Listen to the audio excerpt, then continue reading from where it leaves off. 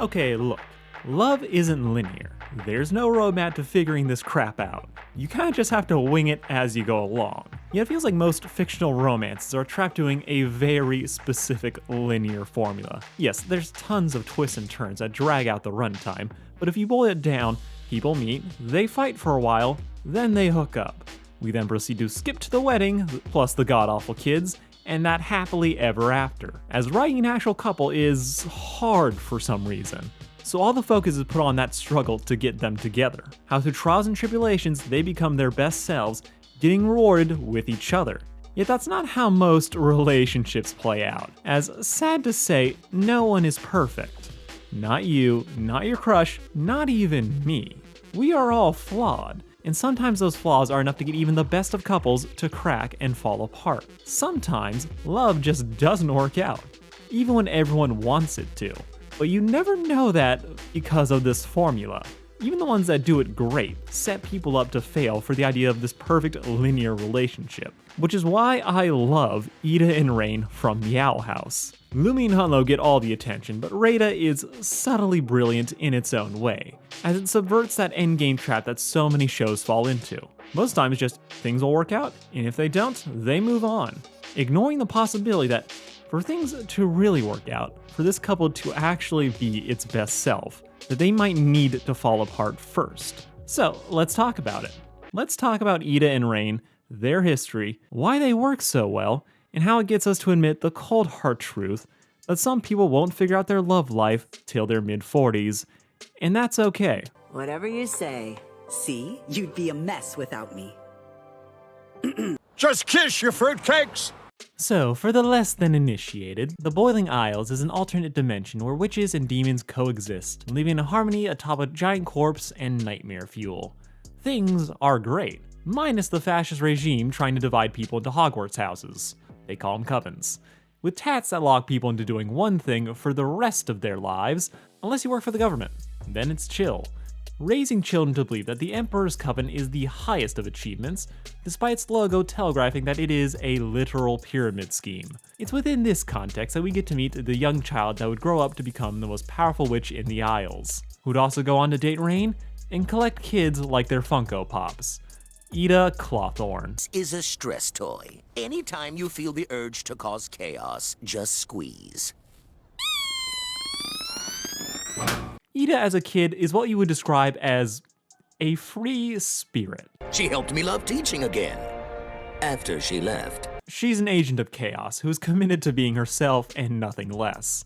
Eda is a troublemaker who loves to get a rise out of her teachers or trolling her fellow students. She's not malicious, but for her, rules are a dare and she's gonna do it every time. From turning the school inside out, faking her death, or sassing the devil, Eda is having a blast and everyone else has got to deal with it. But in spite of her rambunctious nature, she is also an incredibly talented student, being that annoying kind of prodigy where she can not care about school yet still get straight A's, knowing how to work smarter and harder, while also refusing to conform to the same one-track system her school was pushing, instead using secret doors to eavesdrop on all the classes that interest her, making her way more versatile than even some adults. Yet, in spite of all of her trouble, talent, and charisma, things are far from perfect in her life. As while Eda's happy, she, doesn't have any friends.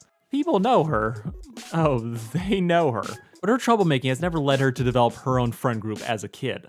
Instead, her sole connection is with her sister Lilith. They were inseparable as kids, practicing together, had laughs, fun, work, and injuries. But the Clawthorne sisters only really had each other, causing their relationship to strain ever so slightly, as Lilith's desire to be the best led her to work herself to the bone, leaving Eda without anyone to really hang out with when Lilith went full study mode. This never bothered Eda, who was always willing to take the bullet for her sister, which led to her getting caught late to class by the devil, who proceeded to leverage Eda's desire to stay with Lilith, threatening to expel her unless she goes to a dumb inter-school convention, where if she doesn't get a ribbon, she's gone. Also, he'll fire his vice principal. He has fuck redemption arcs. At the conference, facing expulsion, losing her entire future, Eda still can't resist screwing with people, with no one really vibing with her kami till at last she meets Raine Whispers. I don't know who you are, but you are a riot.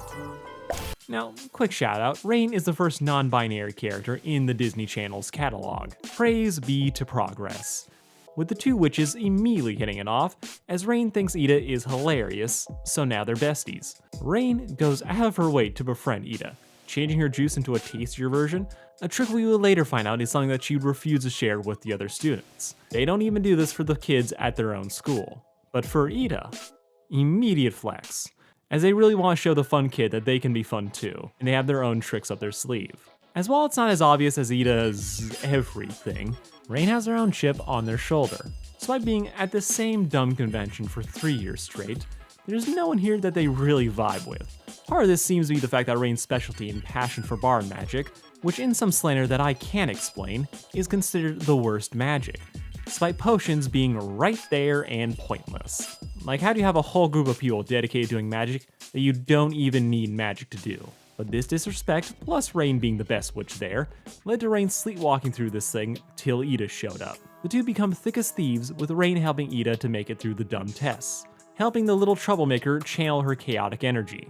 She doesn't stop being disrespectful, but with Raine's input, they lie and call it satire, adding just enough of a twist that it feels like that there's a point to the madness. Would not fly at my school, but Raine is the first person outside of her family that she's been able to have fun with, as again, she just has her sister and no one else, with Raine seemingly being in a similar situation. But together, they're friends, they're buddies, they're crushing, and now they have to fight to the death. We're in heck, people! Let's have some fun! So as Raine is comforting Eda, letting her know that everything is going to be okay, that they'll get that dumb ribbon, the new overseer of the convention decides just not enough children have come close to dying yet. So rather than giving the kids their ribbons, she starts a mini Hunger Games where you either hunt your fellow students or fail. Put on separate teams, Eda refuses to turn on Raine, blindsiding her own teammates, with the two of them faking a death battle to attack their teacher instead. Then, because this bitch be crazy, she loves it.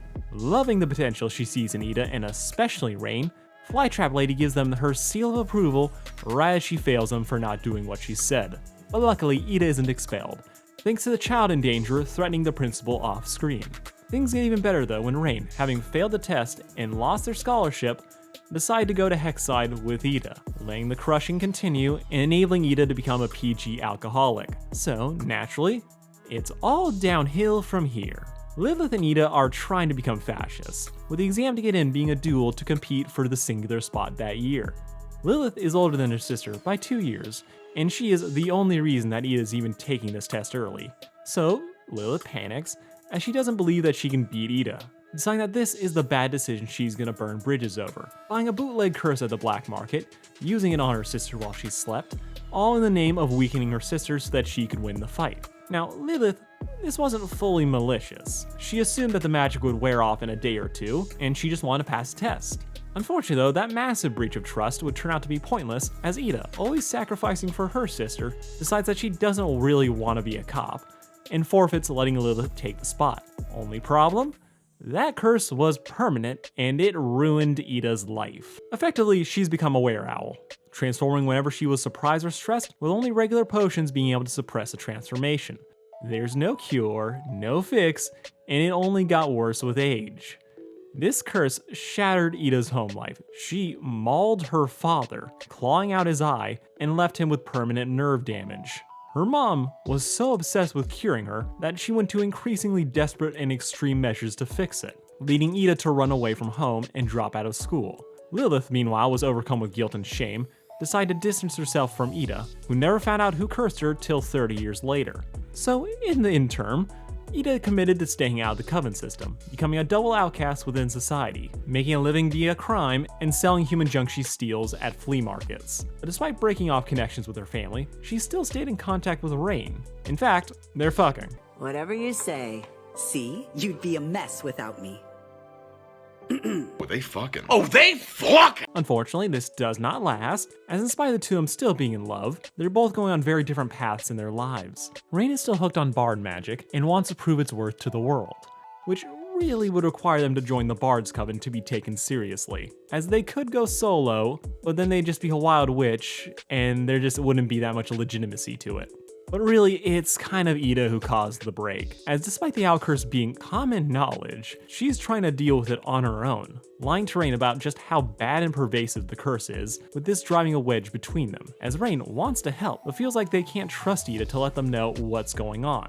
Eda, lying because of guilt and desire to protect others, as again, she mauled her father's eye out, decides to fall back on her default of pretending everything is fine when it's clearly not, feeling that this is a burden that she has to deal with on her own, as after seeing the extremes her mother was going to, Eda is resigned to the situation, that the risk of letting others in and trying to help her is just too great. She hates it, but she thinks it's manageable, but her way of managing it is to lie. So Raine, already wanting a more official career path, who had no doubt been holding off on joining the Coven system because, well, Eda hates it, decides that they just can't keep doing this.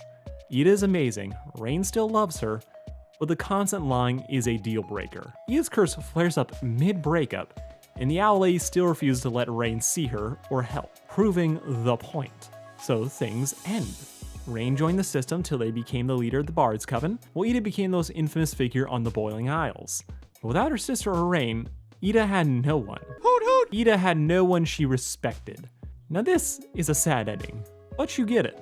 They both want to do very different things with their lives. You understand why they made the choices that they did, and despite how things went down, neither of them are overly bitter about it. It's sad, but then a funny thing happened. They change. 20-something years go by, and they end up in wildly different places in their lives, and where they thought they would be. Eda keeps accidentally adopting kids, which forces her to worry and care about someone else. She still hid her condition from King for 8 years, but when they finally found out, and she nearly killed them too, she realized that on some level, she has to communicate what's going on, so that in a worst case scenario, they know how to help her. Eda slowly restructures her life and her approach, that she may resent public schools, but Luce, her adopted daughter, can learn a lot from going. She has to worry and think about not just what she wants to do, but how her kids will react and learn from them, forcing Eda to finally start maturing after decades of just wilding around the Boiling Isles, with the real catalyst, the big thing for Eda being when she loses her magic, as the curse steadily had been getting worse, with her permanently going into owl mode if not for Lilith owning up to her actions and taking part of the curse, which left the both of them without magic, meaning that Eda was no longer the most powerful being on the Boiling Isles. Her blast away every problem card was gone, so with Luce and King to worry about, she really couldn't take the same risks she used to, with the permanent parental panic finally setting in. Yet with the addition of constant never-ending anxiety, Eda has grown. She's not lying about her condition anymore. She doesn't have the luxury of dealing with all of her problems on her own. So she has to get creative and let people in, even if those people are Lilith. Yet she's not the only one who's changed in these 20 years, as Raine has undergone a bit of their own journey, not ending up where they thought they'd be, as after a while, the desire to be a part of the Bard's Coven, despite their stage fright, led them to question the very system that they were a part of. Because yes, it turns out the people in white cloaks are bad, and while Raine is fine only using Bard magic, it was the one they chose to specialize in, so giving up the rest wasn't that big of an L. Finding out about how Belos and the Empire has been forcing people to join covens is something they couldn't be a part of. As from their own experiences with Eda, Raine knows wild witches aren't inherently bad. Willful and possibly alcoholics, maybe, not terrible people. So after leaving Eda to join the system, Raine found themselves leading a resistance to fight the system. We are the Bards against the throne, aka Surrounded! And this is where Eda and Raine meet after 20 years, as Raine is trying to lead this rebellion, but is not very good at the whole public speaking part of it or the not getting caught part of it. It takes Eda 0.3 seconds to recognize Raine, who is still in their work outfit, so she decides to chip in and help the rebels escape. Eda and Raine finally talk again. It's adorable. Eda! You're embarrassing me in front of my crew. These two are just still smitten with each other, with Eda offering to join them. And with her help, the Bats are able to become a semi-competent resistance, with Eda getting to add more kids to her catalog as the people who call their mother keeps growing. Most importantly, she is growing closer to Raine again. They have adopted Eda's worldview that the system kinda sucks, even citing her as a major inspiration for starting the Bats, as confronting your fears is a way better option than waiting for them to jump you. Now I love Eda and Raine's interactions, as it's such a good contrast to the rest of Eda's past, as Eda has such a combative relationship with everyone that she has ever met. If someone shows up and they used to know Eda, usually they have a grudge or are trying to tell her how to live her life. Or both. Eda and Raine, by contrast, are just old friends. There's a tenderness to all their scenes where you just feel the history between them. From the playful banter to the inside jokes and pet names, a lot about them has changed, but the core of who they are and what they mean to each other still remains. Yet for all the old people flirting, they're not just jumping back to the way things were, or prying into the other's personal life. Raine has to know how things went down when Eda got captured by Bellows, but they don't pressure her to explain or check in if she's okay. They want Eda to naturally open up rather than force that door open, especially after what happened last time. It's a nice sentiment, and I think they both do appreciate it, but it does lead to some trouble as the two of them jump into a suicide pact. And Eda hasn't mentioned that she has kids. So for context, part of the reason that Eda has been pushing so hard to be a part of Raine's resistance is that she's felt useless at home on account of having no magic, feeling like her kids are all becoming increasingly independent and are one sentence away from leaving her. So to avoid confronting those problems, she goes all in with the bats, ditching her kids to go on a mission, which only turned out to be a trap, with Eda and Raine preparing to die using Eda's curse to take out Darius and Everwolf, with the idea being that if Bellows loses 3 Coven heads, they might just be able to stop the Day of Unity, a plan they don't know the full details about, but they do know he needs a certain number of powerful mages for it to happen. So they go ahead and start playing the death music, only for Raine to see a photo and put it all together. Eda, do you have kids? So Rainstorm sacrifices themselves so that Eda can go back to be with her family. And all this has been Eda running away from her problems again, and Raine isn't going to allow her to do that, splitting the couple up, and Eda find out that King just wanted to take her last name, making the adopted parent vibes official. From here though, these two don't have much screen time. Like yes, we do get great scenes for Eda. She's able to finally make peace with her mom, she's able to reconnect with her dad and to start forgiving herself. All stuff that she could have kept her mom on red, but the daddy issues, yeah, she needed to work through that. But when it comes to Raine, there's a bit of a drought, but thankfully it only lasts for the rest of the show. Part of this is the fact that Raine is committing the exact same mistake Eda did when they broke up, lying to protect others. As you see, after being dragged back to Bellows, Tara started drugging Raine to mess with their memories and make them think they were a good little fascist. Except thanks to Raine's flavor-changing whistle, they've been able to avoid drinking the drugs. Now they're only pretending to have amnesia, collaborating with other defectors who want to stop Bellows. But to maintain their cover, they have to keep lying to Eda about what's really going on, which is tragic given that Eda is kinda distraught and confused about this whole situation, paying spies to look into what's going on with Raine, beating up an old stalker for information, kidnapping Raine during a parade to try and get some answers, with Raine just shutting down all of it, as they just try to pretend that they're still bitter about the breakup, that they don't remember anything, with Eda calling BS on all of it, as she knows Raine. She knows when they're lying, and especially knows when they're going easy on her. This woman is fighting for this ship. Even if they're not going to get back together, she is going to fight for Raine, in contrast to the past where she can't just let them slip away. And I love how Raine is just sweating as they just can't right now. They want this to happen, but they don't want to let Eda in and risk her life. But the best Raine is able to do is to give Eda a cryptic warning to leave the Boiling Isles before the Day of Unity, lying to the guards proving that something is up, with the actual flashback episode implying that Raine is also remembering the story of how they met. They are both obsessed. Raine is genuinely struggling to not bring Eda into the group, as Raine's number one goal is to protect Eda. However, to stop the Day of Unity, which will lead to the death of everyone on the Boiling Isles, their best bet is to use Eda's curse to corrupt the draining spell. However, to do so would require Eda be branded with a Coven sigil, forcibly sealing away what little magic Eda had left. And Raine doesn't want this for her. It would be Eda giving up her identity as a wild witch, which she has spent 30 years fighting tooth and nail to preserve. And given everything else she's had to sacrifice on account of the curse, Raine doesn't want her to give up any more of herself. Especially since Raine realizes that if asked, Eda would sacrifice herself in a heartbeat. So Raine keeps looking for another solution, even attempting to delve into Bellows' mind to find an answer. Only for the plan to be ruined by teenagers, the situation hits new levels of desperation, as Bellows is outed as a genocidal witch hunter who's been playing Among Us for the last 300 years. The stakes are raised, Eda is desperate to find any way to protect Luce and King, so she begs Raine to find a way to protect her kids. Even though they don't know that they're fully on her side, she still begs for help. And with no time left, They give it. And then the show ends. So yeah, everyone is beyond worried as Eda is gonna go through with the plan. At the very least, we get one of the most romantic lines in the series. Don't tell me not to worry. And then everything goes wrong. The other Coven heads catch on immediately. Raine is put in their place, with it taking the Collector to stop the spell from killing everyone. But before that, Raine keeps her promise loose to protect Eda, ripping off her arm, keeping the sigil from destroying her. And Raine did so, fully believing that this would be their last act before death. But then they didn't, and Raine got turned into a puppet for real this time, with Eda now having to fake being crazy. In spite of all the risks involved, she still would risk her cover to spend just a little bit of time with Raine. But unfortunately, we don't get much time with that, as Bellows hijacks their body to manipulate another child, with Raine only being able to break Bellows' control too late to stop him from fusing with the Titan's heart. So while Eda is watching her child die and come back to life, Raine is just trapped blind underground whistling, till the heroes arrive to wrap this shit up. Eda gives Raine back their glasses, with them both being smitten and not used to Harpy Eda. Kisses, day is saved, and the couple celebrate by kicking an old man to death. And afterwards they just go home to collapse for a much needed nap in their love nest.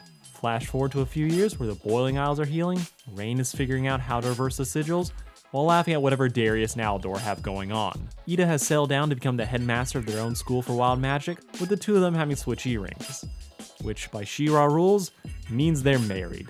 But you know what? Good for them. Zoraida is a couple I truly enjoy, though I do also admit without that third season it is very light on substance. But even what little we do get make for an excellent couple to explore, as yes, not everyone finds their soulmates when they're 14, and even if they do, it doesn't mean that they're really in the right mindset for it to work out. And there is just a bit of a deficit in older couples in animation that actually get together and aren't just the parents, making what Rada brings to the table just so cool. As while you get to have the centerpiece that was Lumity, you also get Rada reconnecting in the background, reinforcing how these LGBT couples aren't just some new thing, they've always been there. Eda and Raine work because they combine the bitter lessons that things can fall apart for even the best of couples, but given time, people change. The priorities and goals that they once had become less important, and that spot in their life for someone else can open up again. This isn't a love story about people who spent 30 years waiting to get back together. It's about how just experiencing life and growing older changes people. Eda got older and became more willing to let people in and to help her, to not feel like she had to hide her condition. While for Raine, it was also about realizing why someone would lie in the first place, caving into that need to take less risks to protect someone else. Life has brought these two perspective, and that allows them to reconnect and be better than they were before. While there's plenty of love stories about people breaking up and getting back together, there's very few of them that subvert that linear narrative where it's always about this. When in truth, being a better person, changing, that was just a part of life, and it fixing the problems in their relationship was just a bonus. I love these together, and they deserve the longest nap in the world after everything this show has put them through. Thank you all for watching. This has been Sarcastic Chorus. Like, share, and subscribe. Let me know anything. Just let me know anything. I'm curious and bored, so I'll read those comments at some point. But thank you all for watching. Peace out. Have a good one.